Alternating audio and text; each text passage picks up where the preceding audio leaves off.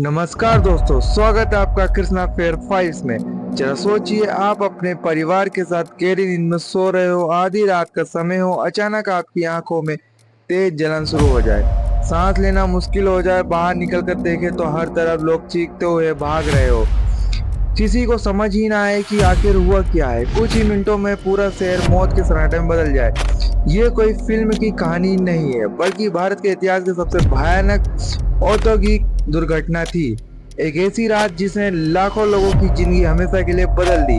आज भी जब भोपाल गैस त्रासदी का नाम लिया जाता है तो लोगों के मन में डर, दर्द और कई अनसुलझे सवाल भी आज भी जिंदा है। ये घटना 2 और 3 दिसंबर 1984 की रात मध्य प्रदेश की राजधानी भोपाल में हुई थी। उस समय भोपाल एक तेजी से विकसित होता शहर था। शहर के बीचों बीच यूनियन कार्बाइड इंडिया लिमिटेड नाम की एक फैक्ट्री थी। इस फैक्ट्री में खेती में इस्तेमाल होने वाले कीटनाशक बनाए जाते थे। इन कीटनाशकों को बनाने के लिए मैथिली इस्लेशन नाइक का नाम की एक बेहद जहरीली गैस का इस्तेमाल किया जाता था।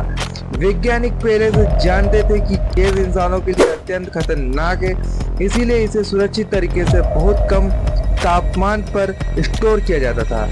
लेकिन समय के साथ फैक्ट्री में लागत कम करने के लिए कई सुरक्षा व्यवस्थाओं को ठीक से बनाए नहीं रखा गया। कुछ महीने मशीनें बंद पड़ी थी, कई सुरक्षा सिस्टम पूरी क्षमता से नहीं कर रहे थे और कर्मचारियों की संख्या भी पहले से कम कर दी गई थी। कई विशेषज्ञों ने पहले भी सुरक्षा को लेकर चेतावनी दी थी, लेकिन उन चेतावनियों पर पर्याप्त ध्यान नहीं दिया गया। 2 दिसंबर 1984 की रात लगभग 11 बजे के बाद फैक्ट्री के एक बड़े स्टोरेज टैंक में किसी तरह पानी पहुंच गया। पानी और माइक गैस के संपर्क में आते ही एक तेजी से रासायनिक प्रतिक्रिया शुरू हुई। टैंक के अंदर तापमान तेजी से बढ़ने लगा, दबाव इतना बढ़ गया कि गैस को रोकना लगभग असंभव हो गया। कुछ ही देर में हजारों किलोग्राम जहरीली गैस फैक्ट्री से बाहर निकलने लगी और हवा के साथ पूरे शहर और फैल गई। उस रात भोपाल में ठंडी हवा चल रही थी। भारी होने के कारण गैस ऊपर जाने की बजाय जमीन के करीब फैलती चली गई। सबसे पहले फैक्ट्री के आसपास की बस्तियां इसकी चपेट में आई। लोग गहरी नींद में थे, किसी को ये नहीं पता था कि हवा में मौत घुल चुकी है। कुछ ही मिनटों में लोगों की आंखों में तेज जलन होने लगी। कई लोगों को ऐसा लगा जैसे उनकी आंखों में तेजाब डाल दिया गया हो। सांस लेना मुश्किल हो गया, लोगों को लगातार खांसी आने लगी, सीने में तेज दर्द शुरू हो गया। बच्चों की चीखें, महिलाओं की पुकार और चारों तरफ भागते हुए लोग, आवाज पूरे शहर में गूंजने लगी। लोग बिना कुछ समझे अपने घरों से बाहर भागने लगे। कोई अपने बच्चों को गोद में उठाकर भाग रहा था, कोई अपने बुजुर्ग माता पिता को संभालने की कोशिश कर रहा था। लेकिन जहरीली गैस इतनी तेजी से फैल रही थी कि कई लोग सड़क पर ही गिरने लगे। कुछ लोग अपने घरों के दरवाजे तक भी नहीं पहुंच पाए। अस्पतालों में अचानक हजारों मरीज पहुंचने लगे। डॉक्टरों को समझ ही नहीं आ रहा था कि लोगों को इलाज कैसे किया जाए, क्योंकि किसी को ये जानकारी ही नहीं दी गई थी कि कौन सी गैस लीक हुई है और इसका सही इलाज क्या है। अस्पतालों में दवाइयों की कमी पड़ गई। डॉक्टर और नर्स लगातार काम कर रहे थे, लेकिन मरीजों की संख्या इतनी ज्यादा थी कि हालात पूरी तरह नियंत्रित से बाहर हो गए। सरकारी आंकड़ों के अनुसार शुरुआती दिनों में लगभग 3000 लोगों की मौत हुई, लेकिन बाद के वर्षों में गैस के असर से मरने वालों की संख्या कई हजार और बढ़ गई। विभिन्न संगठनों के अनुमान के अनुसार कुल मृतकों की संख्या 15,000 से 20,000 या उससे भी अधिक हो सकती है। लगभग 5 लाख से ज्यादा लोग किसी न किसी रूप में इस जहरीली गैस से प्रभावित हुए। हजारों लोगों की आंखों की रोशनी कमजोर हो गई, फेफड़े हमेशा के लिए खराब हो गए और कई लोगों को जीवन भर सांस लेने में दिक्कत रही। सबसे दुखद बात यह थी कि त्रासदी का असर सिर्फ उसी रात तक सीमित नहीं रहा। कई परिवारों में जन्म लेने वाले बच्चों पर भी इसका प्रभाव देखा गया।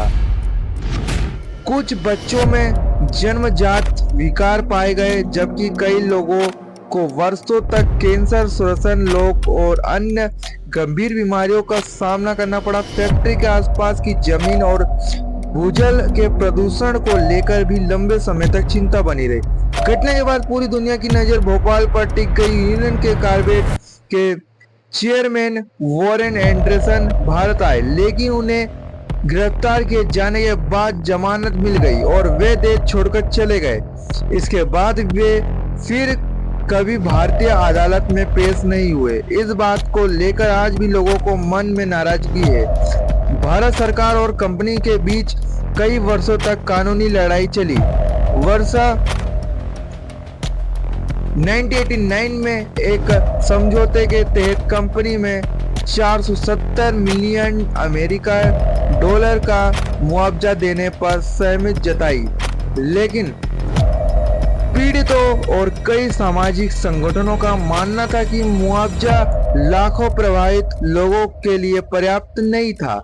आज भी कई लोग न्याय और बेहतर स्वास्थ्य सुविधाओं की मांग करते हैं। भोपाल गैस त्रासदी ने पूरी दुनिया को यह सिखाया कि औद्योगिक विकास के साथ सुरक्षा को कभी भी नजरअंदाज नहीं किया जा सकता। एक छोटी सी लापरवाही लाखों लोगों की जिंदगी बदल सकती है। इसी घटना के बाद भारत में औद्योगिक सुरक्षा और पर्यावरण से जुड़े कई कानूनों को और मजबूत किया गया। आज इस घटना को 40 से अधिक वर्ष बीत चुके हैं और लेकिन भोपाल के हजारों परिवार आज भी उस दर्द को लेकर अपने साथ जी रहे हैं। जिन लोगों ने उस रात अपने परिवार को सदस्यों को खोया, उनके लिए सिर्फ इतिहास का एक अध्याय नहीं बल्कि एक ऐसा जख्म है जो कभी पूरा तरह नहीं भर पाया। दोस्तों, इतिहास हमेशा सिर्फ बीती घटना नहीं बताता बल्कि भविष्य की गलतियों को बचने का रास्ता भी दिखाता है। भोपाल गैस त्रासदी हमें यह याद दिलाती है कि इंसान जिंदगी से बढ़कर कोई मुनाफा नहीं है और सुरक्षा के किया गया कोई भी समझौता कभी भी बहुत भारी पड़ सकता है। अगर आपको ऐसी ही सच्ची, ऐतिहासिक और दिल दिला देने वाली घटनाओं को जानकारी पसंद है तो वीडियो को लाइक जरूर करें और कृष्णा फेयर फाइल्स को सब्सक्राइब करें और बेल आइकन दबाना बिल्कुल ना भूलें। मैं मिलता हूं आपसे अगली एक और सच्ची और रहस्यमय कहानी के साथ। तब तक के लिए धन्यवाद दोस्तों।